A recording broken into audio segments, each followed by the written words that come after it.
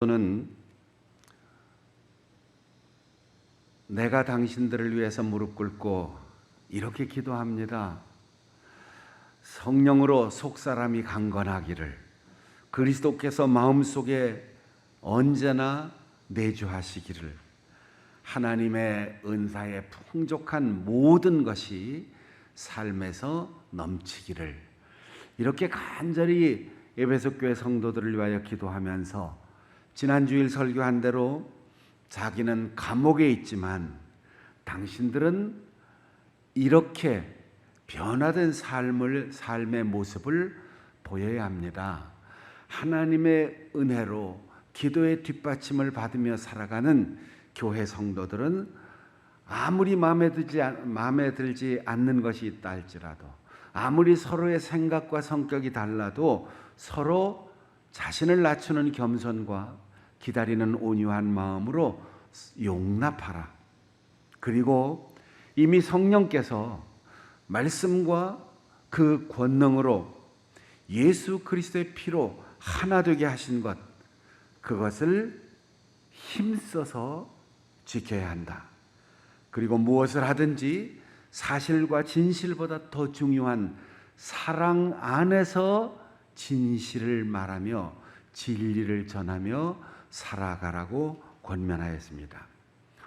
오늘 개인적인 삶에서 바울 사도는 제발 이렇게 좀 살자, 이렇게 살아야 한다라고 에베소 교회 성도들에게 권면하면서 제일 첫 번째로 화가 나는 것은 인간의 본능이니 어찌할 수 없지만 그 분노를 잘 조절하고 다스려야 한다. 왜냐하면 화나는 것이 죄가 아니고 흔들리는 마음이나 자극에 예민하게 반응하는 것이 죄가 아니라 그것 때문에 죄를 지을 수 있으니 그 분노를 마음속에 품지 말고 그 분노가 해질 때까지 내 속에 머물지 않도록 잘 조절하라고 이야기합니다. 우린 창세기 4장에서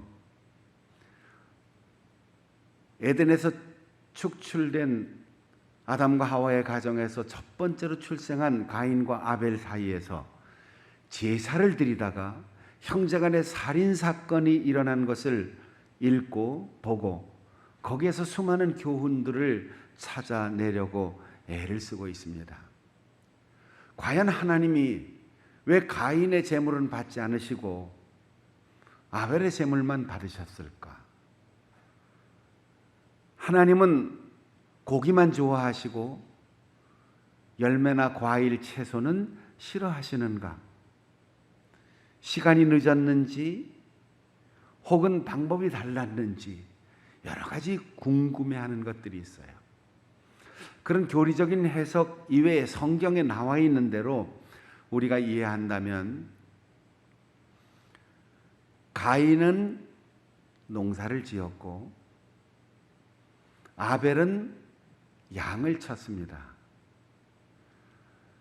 직업에 귀천이 없다고 하는 우리말처럼 아무 일 없이 한 사람은 가족을 위하여 열심히 땀 흘려 농사를 지었습니다. 에덴 동산에서는 농사를 지을 필요가 없었습니다.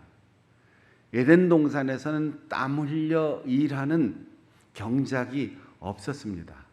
그저 하나님이 열매 맺게 해주신 모든 나무의 열매를 마음껏 먹을 수 있었고 선악과를 제외하고는 그 어떤 나무 열매도 하나님께서 금하지 않았습니다. 그리고 처음 만드신 세상에서 동물은 사랑과 보살핌, 자연 환경은 책임적으로 인간이 관리해야 할 그런 대상이었지 동물을 잡아서 식용으로 먹는 일은 없었습니다. 그렇다면 아담과 하와의 가정에서 두 아들이 한 사람은 목축을 하고 한 사람은 농사를 지었다면 그 두 사람의 역할이 분명하게 규정된 겁니다. 가족을 위해서 열매를 심고 에덴 동산에서 축출되면서 땀 흘려 일해야 하는 것이 하나님이 정해 주신 죄의 대가로서 인간이 겪어야 할 죄의 책임이기 때문에 자연 속에서 채집하고 얻어 누릴 수 있는 식용 곡물이 이제는 땀 흘려 일해야만 먹을 수 있었습니다. 그래서 큰아들 가인은 농사를 지었습니다. 작은아들 아벨은 먹지도 못하고 마음대로 피를 흘려 죽일 수도 없는 가축을 길렀습니다. 오늘날 동일한 수준에서 놓고 보는 목축과 농업의 개념이 다른 거지요. 농사는 하나님의 심판의 대가로 땀 흘려서 우리가 먹어야 하는 가족을 위한 일이었고, 양을 기르는 일은 죄의 대가로 우리가 일하는 게 아니고 값없이 다시금 용서해 주시는 하나님의 가죽옷을 입고 하나님께 피를 흘리는 내 대신 희생의 제물로, 속죄의 제물로 하나님께 드려야 하는 그런 제물로서 하나님께 드려야 할 예물이 바로 양이었습니다. 그렇다면 직업이 다르고 하는 일이 다르고 손으로 한 일의 결과가 달라도 하나님께 드리는 제물은 반드시 피를 흘리는 가축이어야 합니다. 그리고 농사를 지은 열매는 함께 사랑으로 나누어 먹어야 합니다. 무엇이 더 귀하고 무엇이 더 덜 귀한 게 아니에요.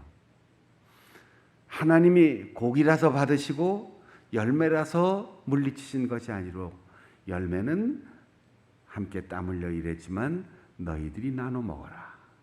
그리고 너희들이 죄로 영원히 멸망하지 않도록 늘 희생의 제물이 있다는 사실을 인식하고 양을 잘 길러서 정해진 날 정해진 장소에 와서 제단에 그 양을 잡아드릴 때 내가 기쁨으로 받겠다.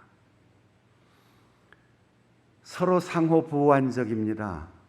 여러분, 우리가 목회자가 농사를 짓지 않아도, 목축하지 않아도, 목회자가 다른 직업을 갖지 않아도 하나님 앞에 성도들 사이에 예수 그리스도의 작은 제자가 되어 섬기는 직분, 교회 안에서 목사만 귀합니까? 장로만 귀합니까? 권사만 높은 직업입니까?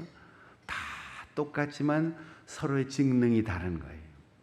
성도 여러분들이 땀 흘려 열심히 세상에서 농사를 짓든 장사를 하든 직장에 근무하든 그것으로 우리는 함께 나누는 일에 헌신해야 하고, 무엇보다도 나 자신을 상징하는 피 흘리는 희생이 주님 앞에 올려드릴 수 있는 가장 귀한 예물입니다.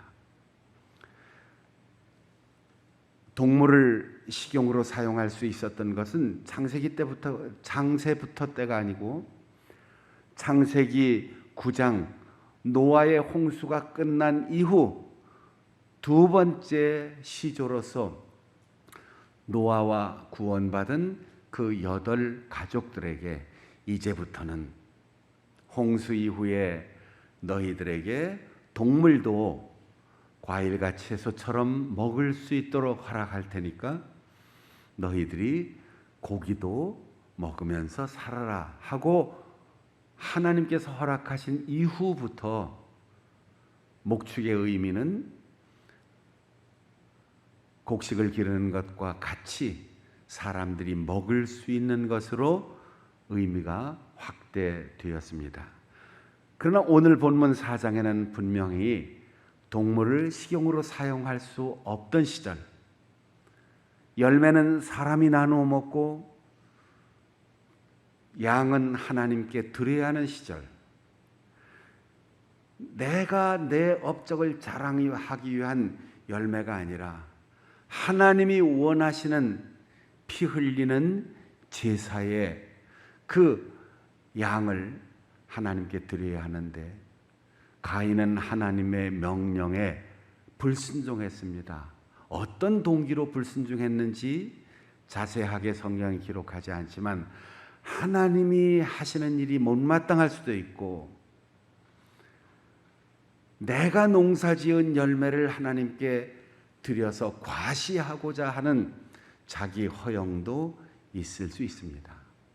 여러분, 우리는 어떠한 상황에서도 내가 판단의 기준이 되지 말아야 합니다. 아무리 내가 선한 의지를 가지고 좋은 동기로 생각했다 할지라도 하나님의 말씀과 그 명령을 어기는 일은 가인의 재물과 같은 결과를 가져올 것입니다. 하나님께서 가인에게 물으셨습니다. 내가 원하는 재물이 아니라고 해서 너와 너의 제사를 받지 않았다. 그런데 내 안색이 확 변했구나. 고개를 떨구고 사랑하는 동생도 보지 못하고 하늘을 우러러보지도 못하는구나. 여기까지는 죄가 아니에요. 그런데 네가 좋은 일 해라. 쓸모있는 일 해라. 내가 시키는 대로만 해라. 그렇지 않으면 너의 분노 때문에, 너의 그 안색이 변한 그 불쾌한 감정 때문에 지금 죄가 문 앞에 엎드려 있다. 그 죄를 다스려라. 그 죄가 너에게 다가와서 너의 그 분노를 기회로 너를 죄짓지 않도록 내가 너의 분노를 잘 다스려야 한다. 이렇게 이야기하고 있습니다. 오늘 본문에 보면 분이 나도, 감정이 날카롭게 자극되어서 화가 나도 그건 인간의 본능이에요. 바스락 소리에도 놀랄 수 있고 남들이 보기엔 별것 아니래도 화가 나고 서운할 수 있어요. 그런데 거기까지입니다. 그것을 마음속에 차곡차곡 품어놓고 반드시 복수해야지, 반드시 갚아야지, 용서할 수 없어, 이러면 죄를 짓게 되는 거지요. 가인은 하나님이 하시는 일 못마땅해. 과일 하나 따먹었다고 우리 부모를 에덴 동산에서 내쫓으신 것도 너무했고, 지금 내가 열심히 땀 흘려 일해서 농사 지은 것 하나님께 정성으로 드렸는데 굳이 피 흘리는 양은 동생도 바치는데 왜 나한테까지 내가 하지 않은 동생의 것을 빌려다가 내가 제물을 드려야 하나. 화가 벌컥 났어요. 그리고는 저놈만 없으면 내가 겸업을 할 수 있을 텐데, 저 녀석만 없으면 섭섭할 일도 없는데 무조건 내 재물을 받으실 텐데, 그렇게 얼마나 시간이 지나는지 몰라요. 그리고 동생을 아버지 어머니가 보이지 않는 먼 들판으로 유인해 나가서 돌로 그를 쳐 죽였습니다. 사랑하는 여러분,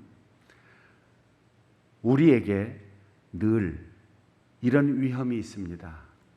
사람인 이상 감정의 기복이 있을 수 있어요. 누구든 서운한 일, 억울한 일 당하면 화가 날 수 있어요. 그런데 그것을 품지 말라는 거예요.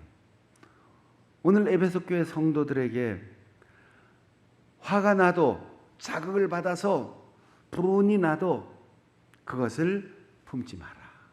품으면 반드시 알이 깨어져 새끼가 나오게 되겠다.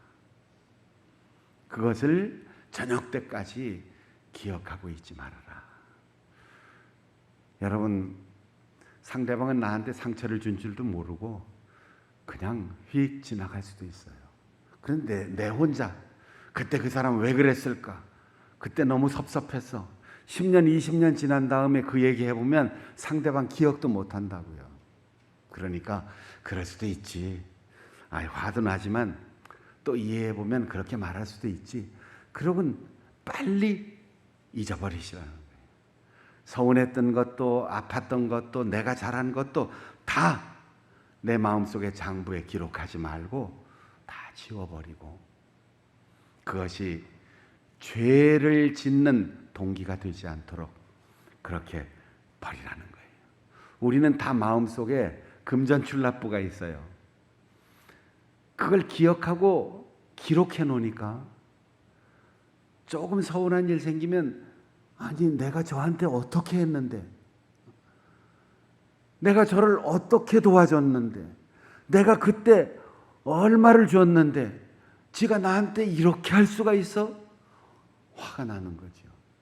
또 너 그때 그런 얘기했지, 너 그때 나한테 그렇게 섭섭하게 했지.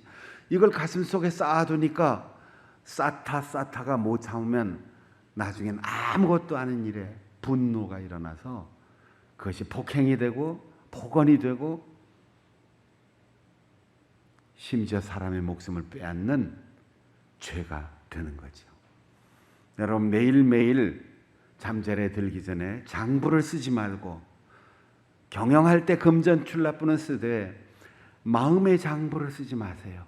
오늘 내가 베풀어 준 것 싹 지워버리고, 오늘 내가 받았던 상처, 서운했던 것 싹 지워버리고, 내일 아침은 그런 장부 근거 없이 깨끗한 백지로 새날을 맞이해야 하는 것입니다. 분을 내어도 죄를 짓지 마라. 예수님께서는 산상수훈에서도 말씀하셨습니다. 간음하는 자 죄를 짓는 것인데 음욕을 품으면 간음한 것과 똑같다 그랬어요. 여러분, 누구든 사람을 보면, 멋진 사람을 보면 참 예쁘다, 잘생겼다 이렇게 생각이 들 수 있어요. 그건 사람이에요. 그런데 어떻게 하면 내 사람을 만들 수 있을까? 욕심을 품으면 그것이 죄가 되는 거죠. 사람의 감정이 죄가 되는 것이 아니고 사람의 생각이 떠오르는 것이 죄가 되는 게 아니라 그것을 품고 실행하려고 계획을 세우는 것이 결국 죄로 이어지는 겁니다. 품지 마세요. 오래 두지 마세요. 매일매일 풀면서 살아가십시오. 두 번째로 성령을 근심하게 하지 말라 했어요. 우리가 거짓말을 하고 다른 사람과 다투고 죄를 짓는 모든 것이 성령을 불편하게 하는 거예요. 성령이 슬퍼하시는 거예요. 제가 중고등학교 다니고 청년 때는 부흥 강사 목사님들이 극장 가지 말라고, 영화 보러 가지 말라고 그랬어요. 성령께서 우리를 보호하는 천사가 늘 우리 곁에 있다가 영화 보러 가면은 극장 문 앞에서 울면서 기다리고 있다고, 영화 보면은 죄 짓는 거라고 그렇게까지 했어요. 여러분, 영화를 본다 안 본다 이게 아니고 우리가 마음속에 있는 분노나 서운한 감정이나 공로의식을 지워버리지 않고 결국 죄를 짓게 되면 우리의 마음을 감동하고 그렇게 하지 말자, 옳게 살자, 선을 행하고 용서하고 양보하며 살자 권면했던 성령께서 슬퍼하시는데, 성령은 구원의 날까지 우리에게 인감도장 역할을 하는 분이라고 했습니다. 그 안에서 인치심을 받았다. 하나님께서 성령으로 우리에게 도장을 찍어주셨어요. 구원받은 자, 아무 공로 없으나 은혜로 자녀된 자 도장을 딱 찍었는데, 우리가 인감도장이 찍힌 문서라도 불태워버리거나 찢어버리면 아무런 효과가 없어지는 거죠.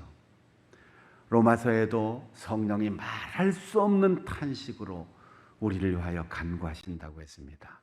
이 무더운 여름철에, 그리고 코로나 바이러스로 불안하고 두려워하는 이때, 어느 때보다도 말씀에 집중하고 기도하고 예배를 소중히 여길 수 있는 은혜의 기회입니다. 성령 충만하여 더위를 이겨내고, 성령 충만하여 불안을 떨쳐버리고, 성령 충만하여 분노를 깨끗이 지워버리고, 성령 충만하여 희망과 기쁨으로 살아갈 수 있는 우리 성도들이 되시기를 바랍니다.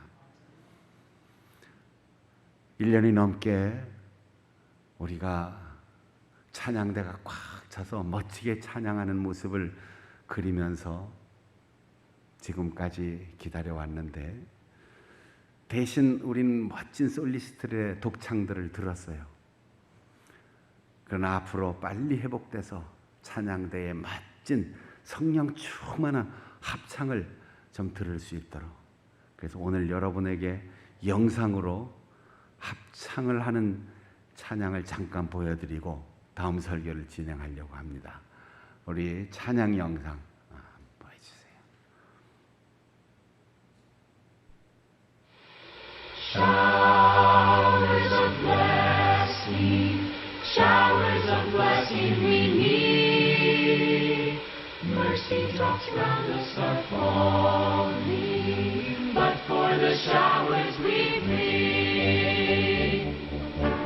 There shall be showers of blessing, this is the promise of love.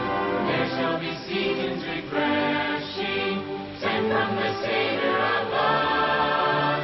There shall be showers of blessing, showers of blessing we need. Mercy drops round us are falling, but for the showers we plead.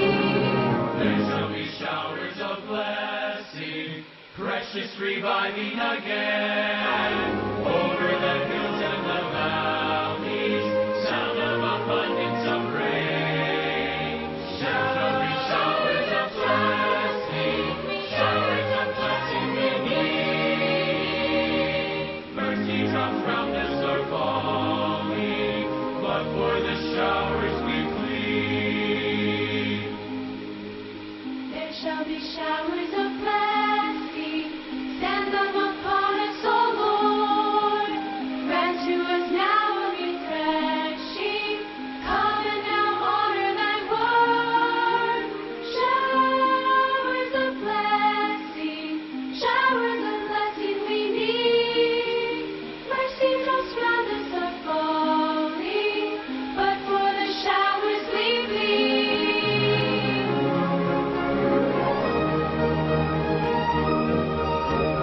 There shall be showers of blessing, oh that today they might fall. Now as to God we're confessing, now as on Jesus we call. There shall be showers of blessing we need. Mercy drops round us are falling, but for the showers we plead.